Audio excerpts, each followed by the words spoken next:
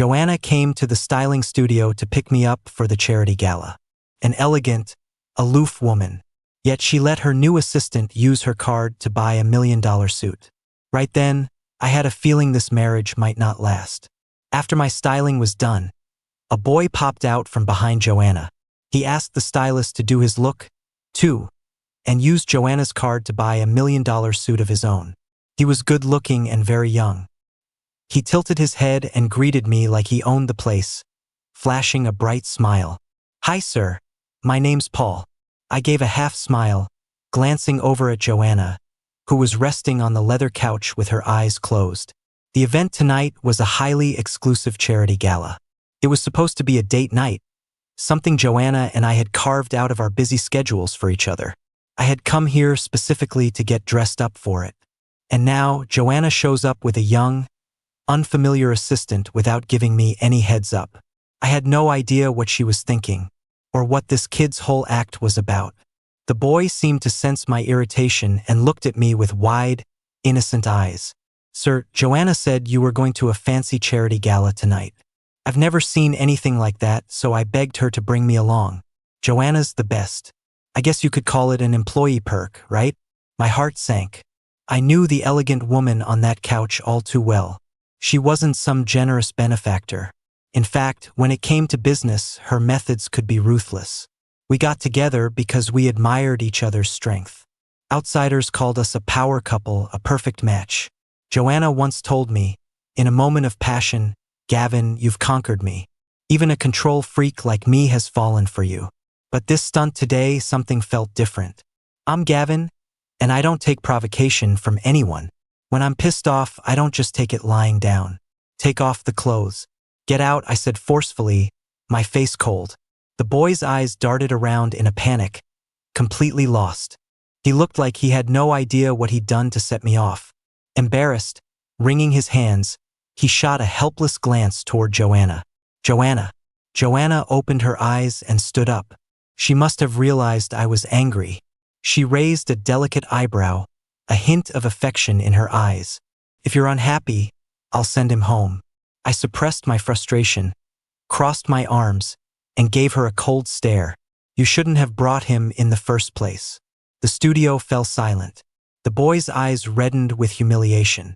Joanna looked at me helplessly, then stepped forward and took my arm. "I was wrong. Give me a break in front of him. Okay? You can let me have it when we get home." The man in the mirror had a pale face, stubbornly biting his lower lip. A fire ignited deep inside me. "Paul, is it? Too bad. You won't be seeing any charity gala tonight. Me and your very generous CEO here are going home." The boy, eyes red, just kept staring stubbornly at Joanna. Joanna's eyes went cold. She spoke flatly, "Go home by yourself. File the car fare, the company will reimburse you." The boy let out a barely audible and scurried away. Joanna always knew how to smooth things over with me.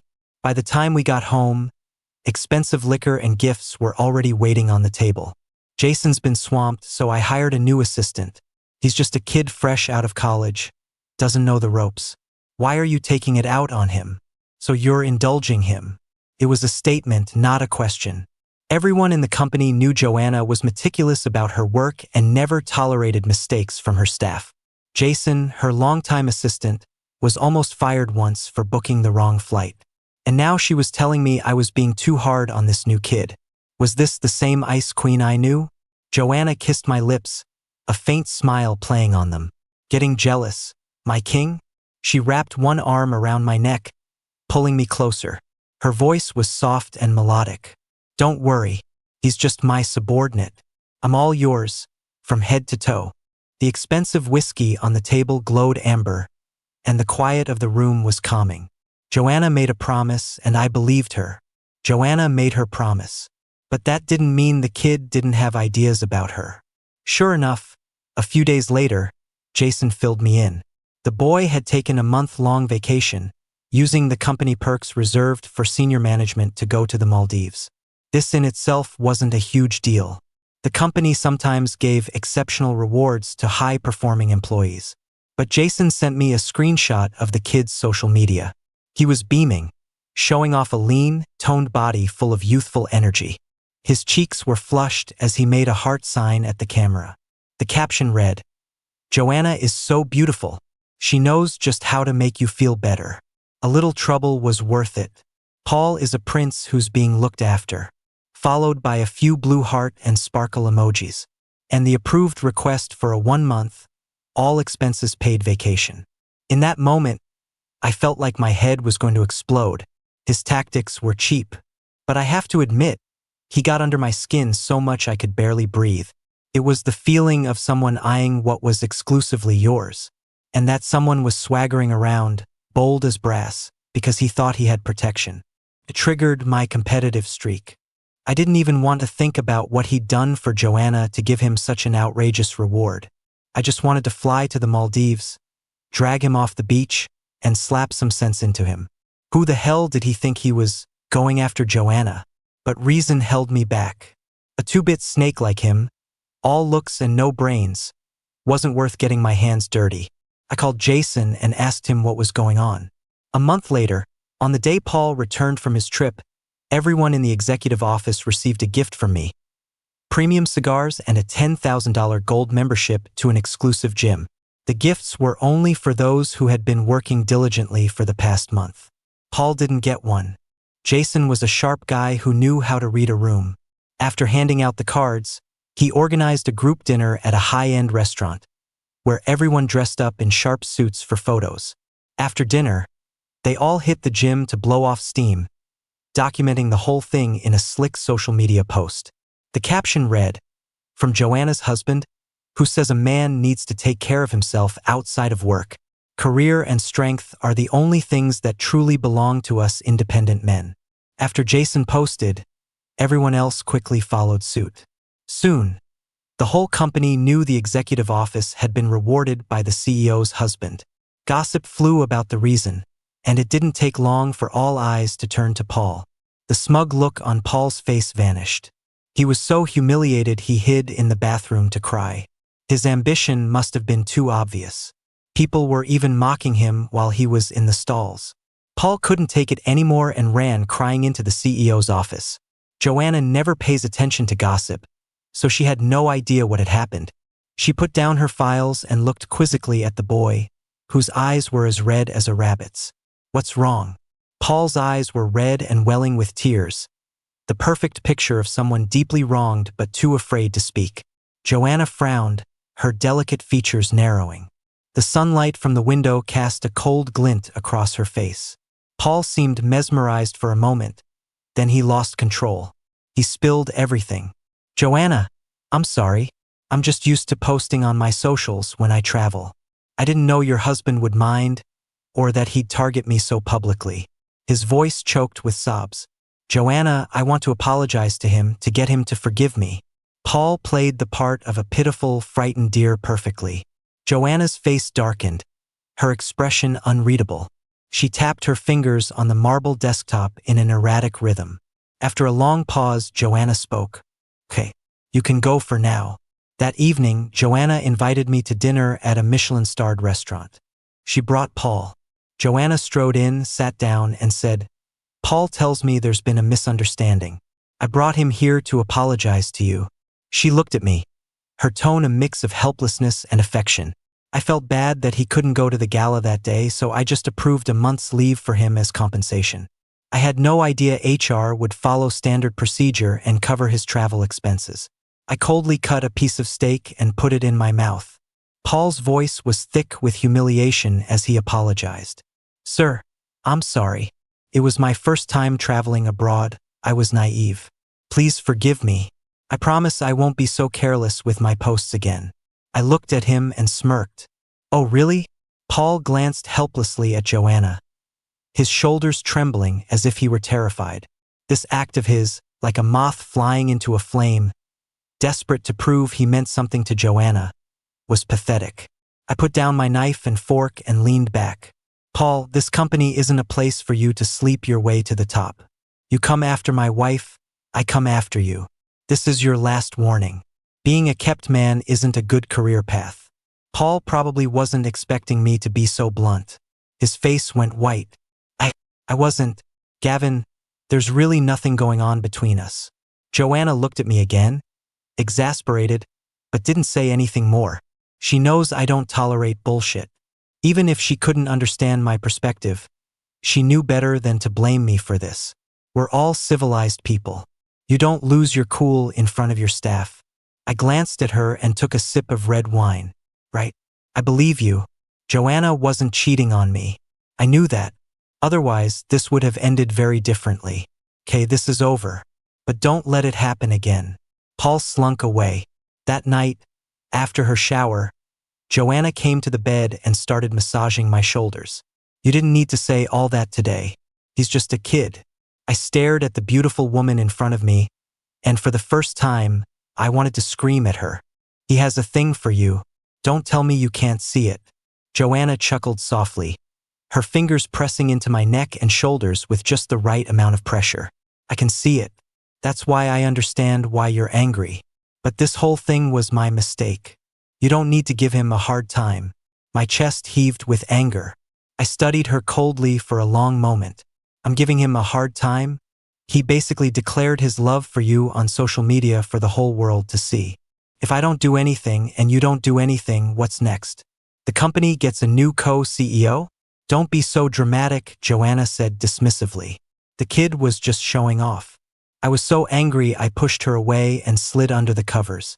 She sighed, giving in. Okay, my fault. You're right, you're always right. I sat up, furious, and stared at her. Joanna, I know you're busy and don't have time for this, but you can't let this toxic crap fester in the company. I love you, and I admire the principled, self-possessed woman you are. But if you ever give anyone else an opening, I'm done. I won't give you a second look. I hope we see eye to eye on our marriage. Don't worry, Gavin. I only love you.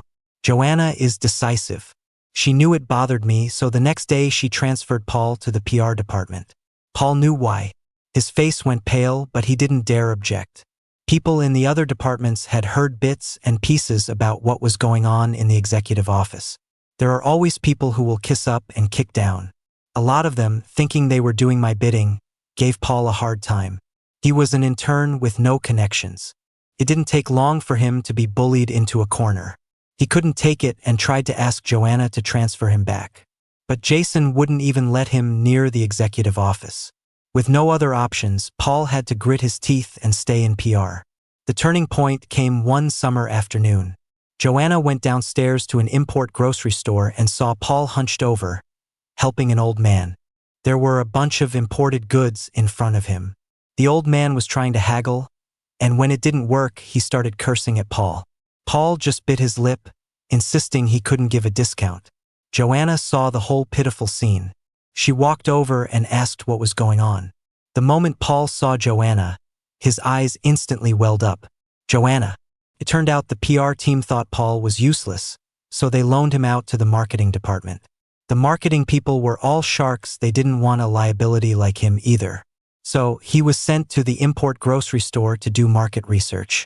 Market research was the nice way of putting it. The reality was he was just a glorified stock boy. When Joanna found out, she was furious. She came home, threw her handbag down, and started yelling at me. I already moved him far away from you, just like you wanted. Why can't you just leave him alone? Gavin, you have everything. Do you get some kind of sick pleasure out of tormenting a kid? I remembered then that Joanna had a boyfriend before me. He was a soft, weak guy who couldn't even take care of himself. Joanna had to juggle her career and looking after him. She was constantly exhausted, mentally and physically. Eventually, the guy went abroad without a word. After that, Joanna shut herself off, telling everyone she would never play the savior again for anyone. Then she met me. She said I was strong like her, like I was made of iron. Then she pursued me and asked me to spend my life with her. So, her savior complex was kicking in again, wasn't it? Gavin, I love you, and I respect that you gave up your career to support me and to build this marriage. But you can't use your sacrifice as a weapon, forcing me to tolerate your unreasonable demands and letting you hurt him again and again. Starting today, I'm not going to let you throw your weight around anymore. I just stared at Joanna, stunned. This was the first time she had ever lost her temper over another man. It was the first time in all these years we'd had a real, direct confrontation. Every word she said was a knife in my heart. She said I was a bully. She said I was holding my sacrifices over her head. She said I was being unreasonable. The knot of anger in my chest suddenly loosened. So, this is what she's thought of me all along. Joanna transferred Paul back. The opportunists who had been giving him a hard time all rushed to apologize. Jason was furious and sent me a message about it. The next day, Joanna fired him. The executive office is a place of business, not your personal gossip lounge. Hand in your resignation and get out. With Jason gone, everyone in the executive office walked on eggshells, treating Paul like a prince. They were terrified of becoming the next target. When I heard, I pulled some strings and got Jason a position at King Corp. Doing so pretty much confirmed that I was behind the bullying. But I did it anyway. Jason was innocent. I wasn't going to let him take the fall for me. Joanna and I stopped talking. She stopped coming home, sleeping at the office every night. She wouldn't even come back for clean clothes, sending Paul to get them instead. She was determined to use this to put me in my place. But the silent treatment was the one thing I could never stand. While I was lost in thought, Paul kept pestering me. Sir, where are Joanna's pajamas? Sir, which perfume does Joanna use every day? Sir, I put on my headphones, refusing to speak to him. He gave up and called Joanna himself. It was on speaker. I clearly heard Joanna say, if he won't tell you, just take everything. Leave nothing behind. Paul looked at me, a triumphant glint in his eyes. Yes, Joanna. She really thought this would make me back down. After the bathroom was cleared out, our housekeeper tried to reason with me. Sir, Joanna is just angry with you. If you just go and explain things, wouldn't that fix it?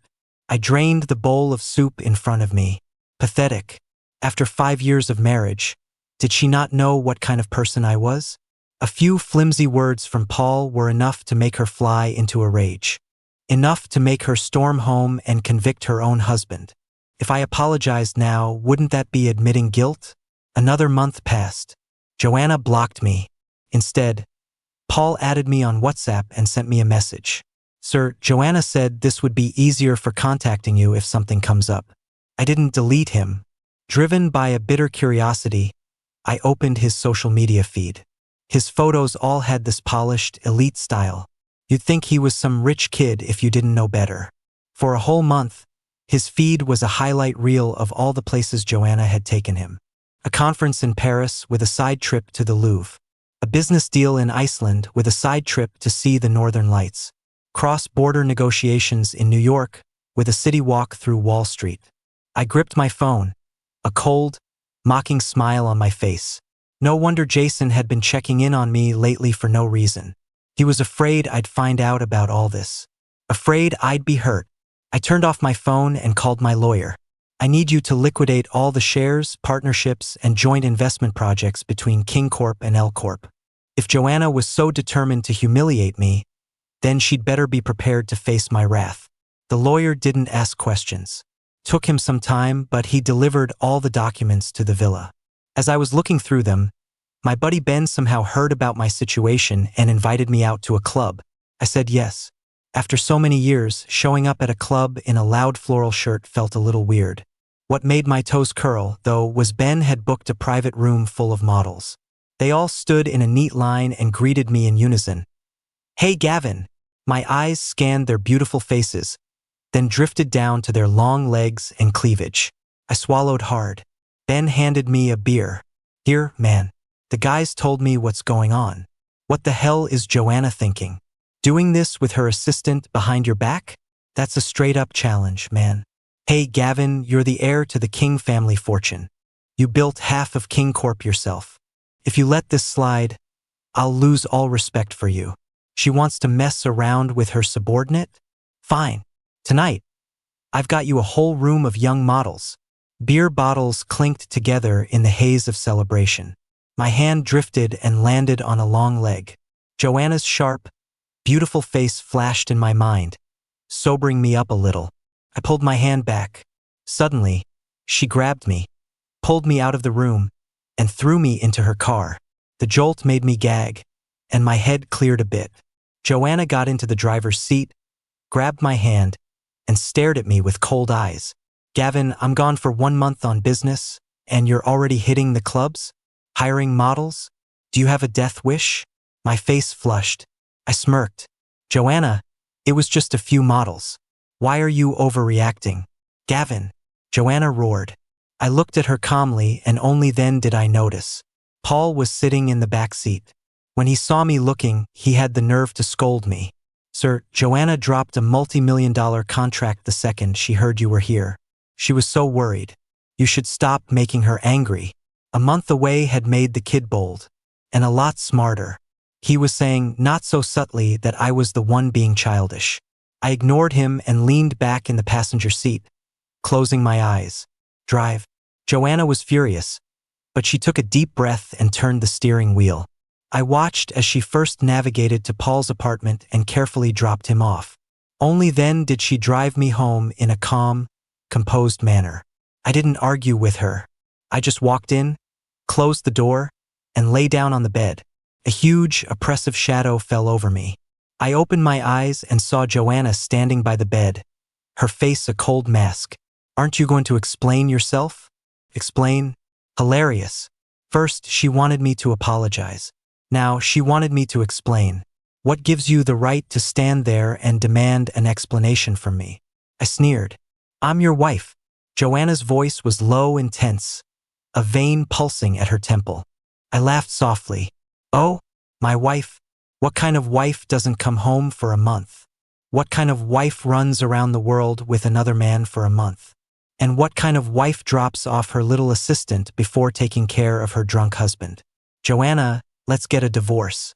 I said it calmly, then rushed to the bathroom and threw up. Joanna froze for a second, then quickly grabbed a towel and handed me a glass of lemon water. You're drunk. I'm not going to hold this against you. We'll talk tomorrow. I waved her away, my voice firm. No need. I'm perfectly sober. The papers are already drawn up. Tomorrow, you and I will go to my grandfather's house and explain everything. Joanna and I met at a birthday party for some socialite. Her grandfather introduced us. He had originally wanted to set me up with Joanna's younger sister. But Joanna and I ended up talking business at the table instead. We hit it off immediately. Everything that happened after that just fell into place. Now that we were getting divorced, we had to inform him. Joanna refused, standing by the bed and arguing. You were the one who was wrong first, giving that kid such a hard time. The trip to the branch offices was scheduled months ago. After we fought, of course I was going to take him with me. I didn't cheat on you, Gavin. I laughed and opened my eyes. Joanna, you convicted me without a trial. First, you said I bullied him. Where's your proof? Did you even investigate? Second, are you sure this was all my fault and not you being biased toward him? Third, I'm your husband. Yet you sided with an outsider every single time, thinking you were teaching me a lesson while humiliating me over and over. You had to have known what Paul was posting for the last month. You had to have known how many people were laughing at me. Even Ben knew enough to come and cheer me up. And you? You just kept insisting I was in the wrong. Joanna, you tell me, why should I put up with you? Joanna was silent, staring at me with a deep, complicated expression. Couldn't believe it. Such an exceptional woman, beautiful and capable. Even now, it was hard to let her go. But I couldn't help it. I love myself more. Once a woman is tainted, I don't want her anymore. Joanna didn't say a word. Her lips pressed into a thin line. After a long time, she muttered, "You're being unreasonable," and turned and left. The next day, I arrived at the old family estate on time. My grandfather probably knew why I was there. He had only invited a few close family members. Joanna was late. Finally, I had no choice but to call Paul. The phone rang for a long time before he picked up. His voice was soft, but I could hear the smugness in it. "Sir, I'm sorry. With Jason gone, I've been really busy. I didn't have time for his games. Tell Joanna to get to the estate now. Everyone is waiting for her." The estate? What's that? Joanna doesn't have that on her schedule today. I laughed coldly. If you want to keep your job, you'll do as I say. He didn't back down, pushing back defiantly. Sir, if you don't tell me what this is about, I'm not going to report it to Joanna. I gripped my phone, wanting to smash my teacup on the floor. Joanna had done a fine job.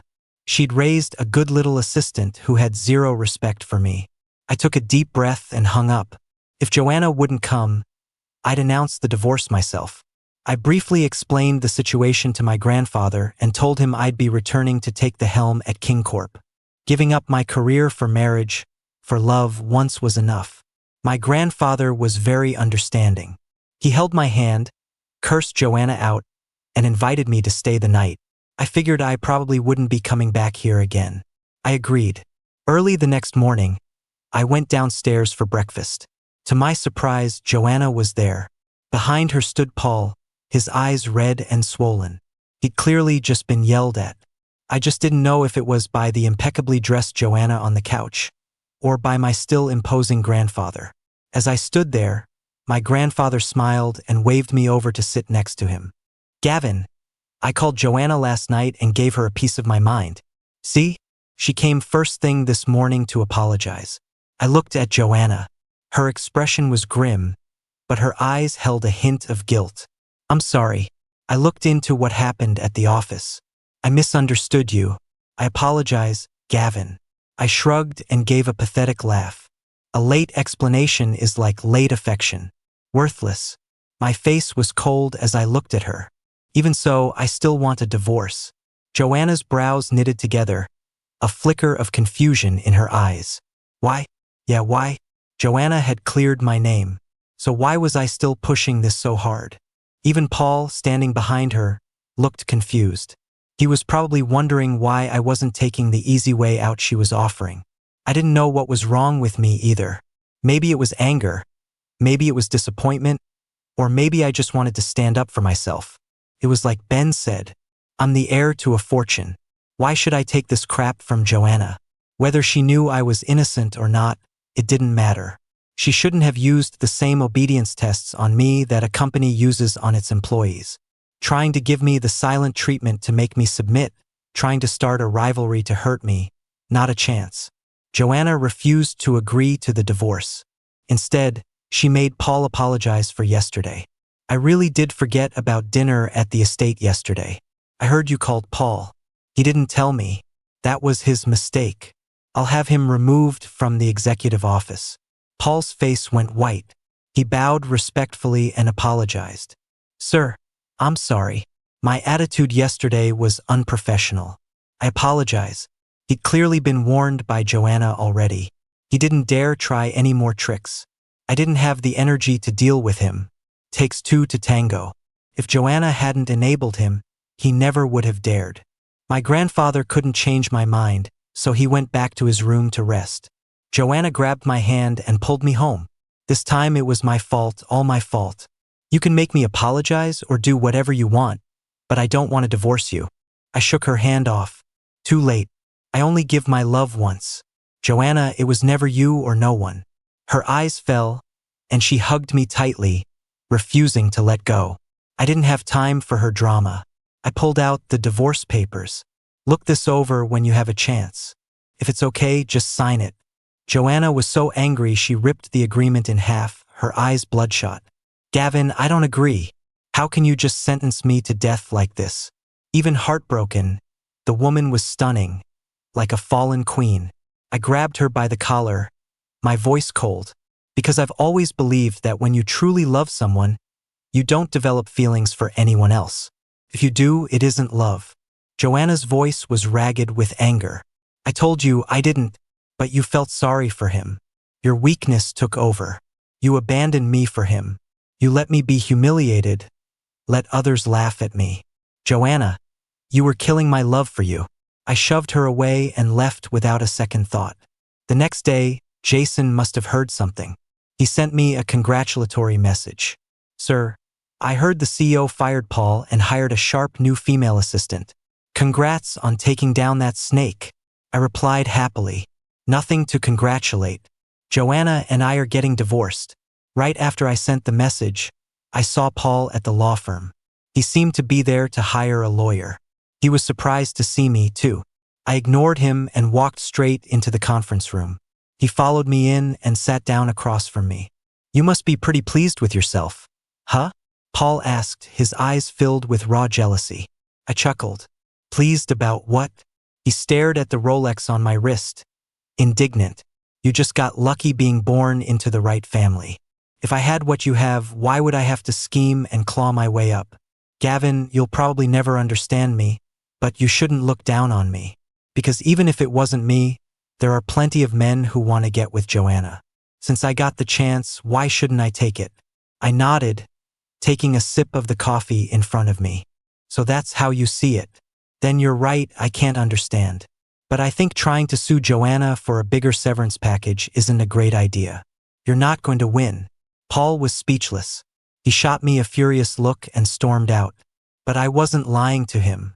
According to corporate policy, employees with less than a year of service shouldn't be sent on international business trips unless absolutely necessary.